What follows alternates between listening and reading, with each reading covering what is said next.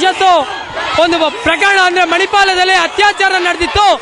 ಇದರ ವಿರುದ್ಧ ಅತ್ಯಾಚಾರಿಗಳನ್ನ ತೀವ್ರ ಬಂಧಿಸಬೇಕು, ಅವರಿಗೆ ಸರಿಯಾದಂತ ಶಿಕ್ಷಣ ಒಳಪಡಿಸಬೇಕು. ಇವತ್ತು ದಿನೇ ದಿನೇ ಹೆಚ್ಚಾಗ್ತದೆ ಅತ್ಯಾಚಾರ ಪ್ರಕರಣಗಳು. ಇದನ್ನ ನೋಡ್ತಿದ್ರೆ ಏನು ಆಗಲ್ಲ, 2 ದಿನ ಸ್ಟೇಷನ್ ಅಲ್ಲಿ ಇಡ್ತಾರೆ ಬಿಡ್ತಾರೆ ಅಂತ ಆಗುತ್ತೆ.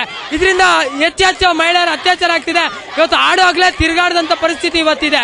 ಯಾವ ರೀತಿ ಕಾಲೇಜಿಗೆ ಬರಬೇಕು ಅನ್ನೋದು ವಿದ್ಯಾರ್ಥಿಗಳಿಗೆ ತೋಚದಂತ ಪರಿಸ್ಥಿತಿ ಇದೆ. ಇದಕ್ಕಾಗಿ ಸರ್ಕಾರ ಮತ್ತೆ ಪೊಲೀಸ್ ಇಲಾಖೆ ಇಂಥ ಆರೋಪಿಗಳನ್ನ ಪತ್ತೆಹಚ್ಚಬೇಕು ಮತ್ತೆ ಸರಿಯಾದಂತ ಕ್ರಮಗಳನ್ನ ಕೈಗೊಳ್ಳಬೇಕು ಅಂತ ವಿದ್ಯಾರ್ಥಿ ಪರಿಷತ್ ಪರವಾಗಿ ಆಗ್ರಹಿಸುತ್ತೆ. ಇವತ್ತು ನಾವು ಅತ್ಯಾಚಾರದ ವಿರುದ್ಧ ಪ್ರತಿಭಟನೆ ಮಾಡ್ತಾ ಇದ್ದೀವಿ.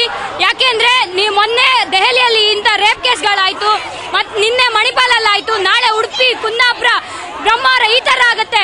ಯಾರು ಇದಕ್ಕೆ ಜವಾಬ್ದಾರಿ? ನಮ್ಮ ಯುವ ಜನರೇ ಇದಕ್ಕೆಲ್ಲ ಕಾರಣ ಆಗ್ತಾರೆ.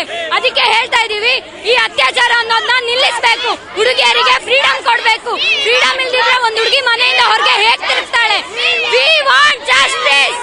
ನಾವು ಹೇಗೆ ಸೇರೋದು, ಯಾವ ನಂಬಿಕೆಯಿಂದ ಸೇರೋದು? ನಮಗೂ ಅಕ್ಕ ತಂಗಿಗಳೆಲ್ಲ ಇದ್ದಾರೆ.